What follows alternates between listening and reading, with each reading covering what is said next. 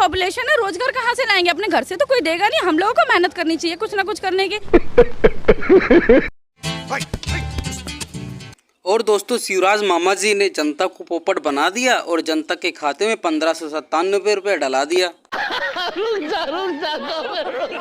क्योंकि दोस्तों अब रहेगा जनता के दिल में मामा जी का नाम, और जब बढ़ेगी तेजी से महंगाई तो हाथ जोड़ के करेंगे सिलेंडर को प्रणाम। क्योंकि दोस्तों फिर से फेंकना प्रचंड कर दिया है और जनता के जीवन में आनंद ही आनंद कर दिया है। आज बहनों के चरण मैंने धोए हैं, तुम्हारे चरणों की कसम, तुम्हारा सिर कभी झुकने नहीं दूंगा, तुम्हारा सिर कभी झुकने नहीं दूंगा। और अब मैं सीधे अपनी बहनों के खाते में पैसा डालूंगा, सिंगल क्लिक करके। प्रदेश भर की मेरी बहनों, अब तुम्हारे खाते में 1250 रुपया सिंगल क्लिक करके डाल रहा हूं। ये रुपया भी तुम्हारी जिंदगी बदले और तुम्हारे चेहरे पे खुशी लाए। इनका ठीक से उपयोग करके अपनी जिंदगी बेहतर बनाओ, यही मेरा निवेदन है। माननीय मुख्यमंत्री जी के हाथों लगभग 1.5 करोड़ बहनों को 1597 करोड़ का सिंगल क्लिक के माध्यम से बहनों को उनका आशीर्वाद। यशस्वी मुख्यमंत्री भैया ने अपनी गृह लक्ष्मी बहनों को धन लक्ष्मी बनाया है। जोरदार तालियां हो जाएं भैया के लिए, धन्यवाद के लिए। गृह लक्ष्मी से धन लक्ष्मी तक बनाना, साथ में उन्हें वैभव लक्ष्मी का सौगात देना, समस्त प्रदेश की लाडली बहनों। अब धीरे धीरे पैसा आपके खाते में जाना शुरू हो जाएगा। शाम को भी चेक करना, रात को भी चेक करना, थोड़ी देर हो जाए तो कल भी चेक करना, क्योंकि बहुत सा जाएगा तो कई बार 2-1 दिन लग जाते हैं। बहुत बहुत धन्यवाद मेरी बहनों। एक बार फिर अपनी बहनों को यहीं से प्रणाम करता हूँ। जियो मेरी बहनों, बढ़ो मेरी लाडलियों, अपनी जिंदगी बदलो और हमेशा खुश रहो।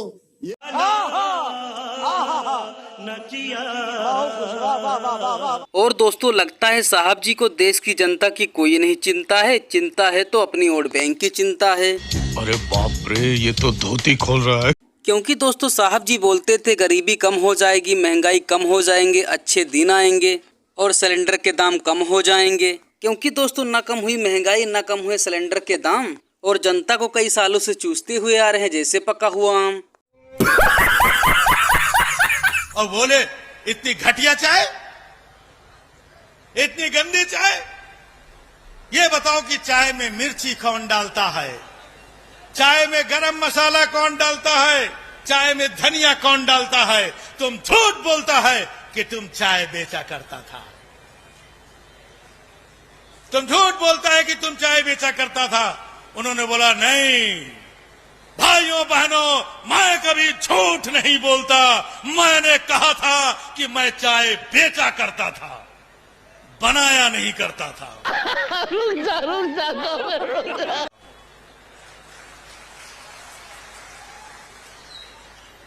भाइयों बहनों, मुझे बेचना अच्छी तरीके से आता है, बनाना नहीं आता है।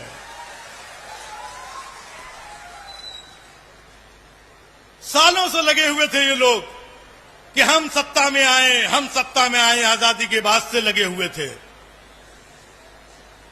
अब जब सत्ता मिली तो 9 साल के अंदर ही बोल दिया कि भाइयों बहनों आत्मनिर्भर बनो, हमारे भरोसे मत रहो। हम देश बेच सकते हैं, चला नहीं सकते हैं।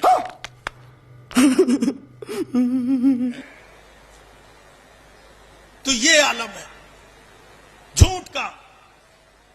न्यूज़पेपर में झूठ, फुल पेज के विज्ञापन आते हैं झूठ के, घर घर झूठ बेचा जा रहा है, व्हाट्सएप से झूठ भेजा जा रहा है, टेलीविजन के माध्यम से, न्यूज चैनल्स के माध्यम से इतना झूठ फैलाया जा रहा है। कितना झूठ। अब झूठ का भी देखिए, ये जितना बोलते हैं विकास विकास, आप आसपास जाकर के देखते होंगे, जहां कहीं भी देश में जाते होंगे, क्या विकास दिख रहा है जितना इन्होंने किया है, जितना इनके विज्ञापन में दिखता है? एक और छोटा सा किस्सा आप लोगों के बीच में शेयर कर रहा हूं कि 2 लोग बात कर रहे थे। पहले ने बोला कि भैया हमारी बकरी ने आज अंडा दिया है, हमारी बकरी ने अंडा दिया है। दूसरे ने बोला भैया बकरी अंडा कैसे दे सकती है? अरे बोले क्यों नहीं दे सकती, हमने अपनी मुर्गी का नाम बकरी रखा है। ऐसे ही इन्होंने बर्बादी का नाम विकास रखा है और बोलते हैं कि हम विकास कर रहे हैं। अरे बाप रे, ये तो धोती खोल रहा है। तो ये गफलत में रखते हैं, ये झूठ में, ये छलावे में, कंफ्यूजन में 9 साल इन्होंने रखा है। लेकिन अब कंफ्यूजन की वो परत धीरे धीरे एक एक परत खुलती जा रही है, वो कलई उतरती जा रही है और अब वो समय आ गया है कि इनका टाइम पूरा हो गया है और इनको सत्ता से, गद्दी से नीचे उतारने का वक्त आ गया है अब। और दोस्तों 2024 के चुनाव को लेकर एक महिला क्या बोल रही है। क्या नाम हुआ आपका? संगीता। क्या लग रहा है 24 में किस तरफ का माहौल नजर आ रहा है? बीजेपी। ऐसा क्यों? क्योंकि है ही बीजेपी का ही माहौल। क्या नहीं किया है? क्या किया है ये? सब कुछ। G20 किसने किया है? अच्छा, क्या लग रहा है जो ये इंडिया अलायंस है जिसमें राहुल गांधी जी आजकल बड़े पॉपुलर हो रहे हैं? कुछ नहीं करेंगे राहुल गांधी, कुछ नहीं करेंगे। भारत जोड़ो तोड़ो पता नहीं क्या यात्रा करेंगे, वो कर ही रहे। राहुल गांधी का तो छोड़ दीजिए। कह रहे हैं गजब बेइज्जती है। युवाओं का बड़ा भरोसा उत्पन्न हो रहा है उसमें। महिलाएं बहुत पसंद करती है राहुल गांधी। मैं कौन हूँ? युवा ही हैं आप, इसलिए महिला भी हूँ। मैं तो नहीं करती पसंद, बिल्कुल भी नहीं। किस चीज में पसंद करूंगी? महिलाओं की, युवाओं की आवाज बुलंद करते हैं। नहीं नहीं नहीं नहीं, ऐसा कुछ भी नहीं है। ये रूमर्स हैं जो पता नहीं किस चैनल से फैल रहे हैं, लेकिन ऐसा कुछ भी नहीं है। क्या लग रहा है मोदी सरकार के अंदर महिलाएं सुरक्षित हैं? क्योंकि बार बार महिला सुरक्षा को लेकर सवाल। अब सुरक्षित हैं क्योंकि अगर मोदी और योगी जी आएंगे तो जरूर कुछ होगा, नहीं तो कुछ भी नहीं होगा। यही नहीं, अभी और सुनिए। हाँ एग्जैक्टली, अब कुछ होगा।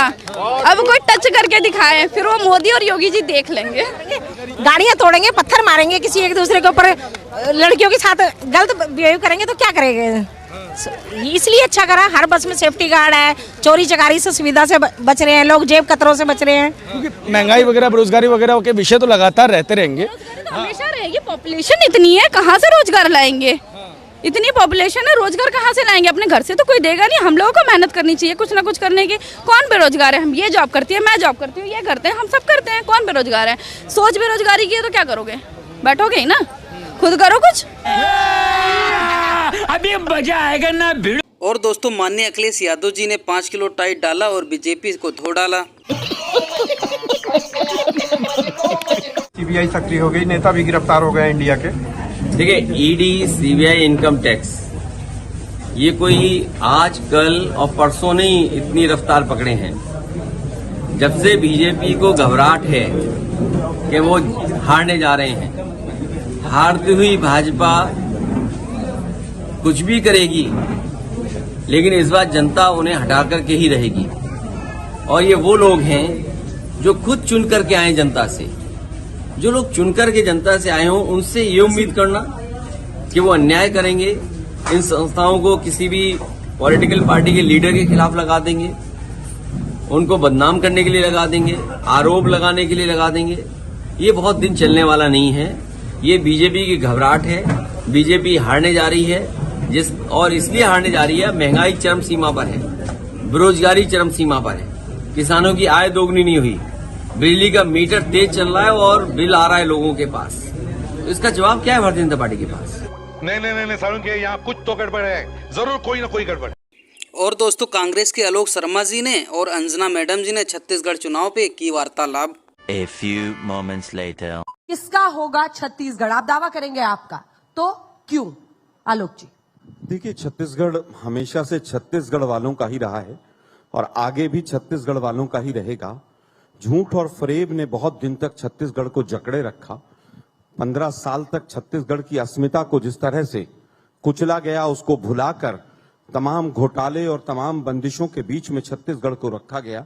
छत्तीसगढ़ पिछले लगभग 4.5 पौने 5 साल से विकास के नए पथ पर है। तमाम योजनाएं यहां पर आई हैं।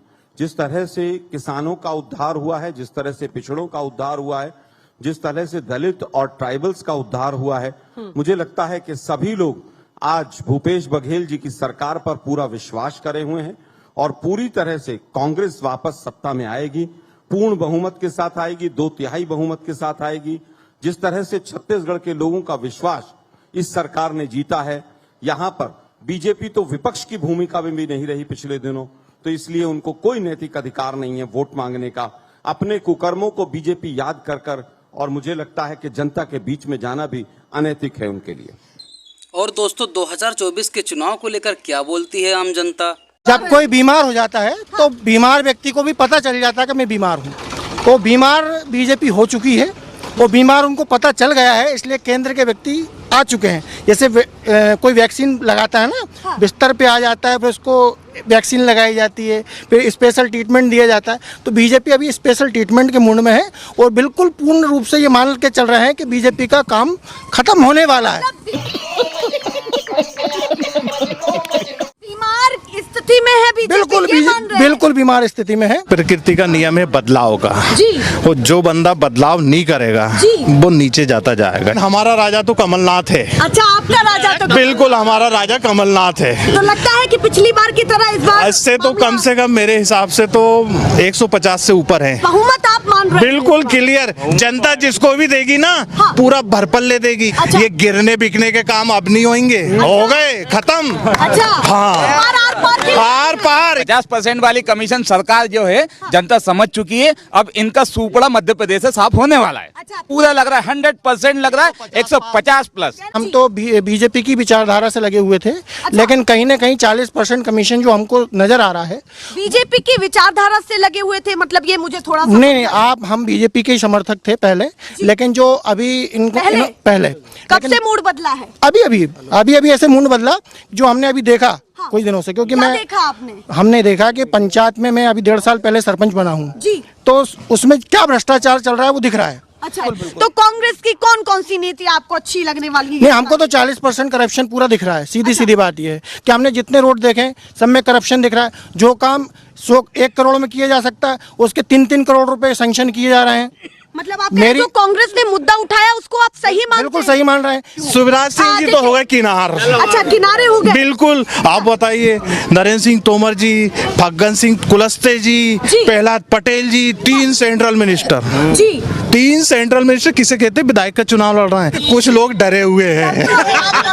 जो एक पढ़ा लिखा लड़का है वो उसको चीज मालूम है कि वो पैसे कहाँ से आ रहे हैं। वो टैक्स पेड जो बंदा है वो टैक्स दे रहा है, उस टैक्स के पैसे से उसके जो पति है या उसका जो भाई है उसकी जेब से वो पैसा निकाल के लाडली बहनाओं को दिया जा रहा है।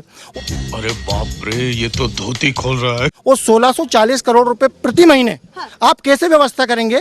और बात यह है कि 4 लाख करोड़ के आसपास मध्य प्रदेश का बजट। आपका कहना है कि एक जेब से निकाला जा रहा है, दूसरी जेब बिल्कुल दिया जा रहा है। तो आप इस बात को सही नहीं, मैं ठीक नहीं मानता हूँ। योजना से सहमत नहीं? बिल्कुल सहमत नहीं है। बदलाव कितना % सोच रहे हैं? नहीं, बिल्कुल बदलाव होगा। कमलनाथ की सरकार बन रही है और 150 प्लस आने वाली है।